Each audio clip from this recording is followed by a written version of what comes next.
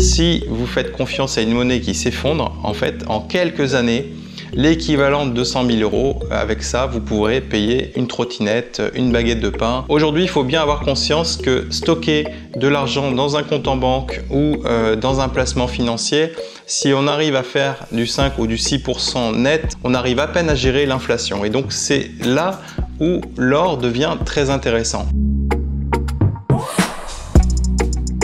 Ces crises financières, en réalité, elles viennent de manière très cyclique. Les petites crises viennent plus régulièrement, les crises moyennes viennent une fois tous les 20 ou 30 ans et les grosses crises, celles qui ruinent des gens totalement, sont des crises qui viennent toutes les 4 ou 5 générations, donc tous les 60 à 80 ans.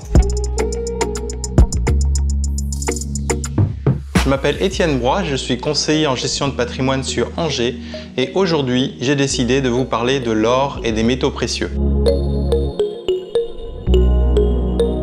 Alors l'objectif de cette formation, c'est tout simplement de comprendre l'intérêt d'investir dans l'or et les métaux précieux pour protéger votre capital des crises et surtout du temps et de l'inflation. Comment acheter de l'or via les fournisseurs, quels fournisseurs sélectionner. Et enfin, on va aussi regarder la proportion d'or qu'on doit avoir dans son patrimoine en fonction du niveau de crise, en fonction de l'actualité quelque part. Est-ce qu'on est en crise sanitaire, crise financière, est-ce qu'on est en crise monétaire?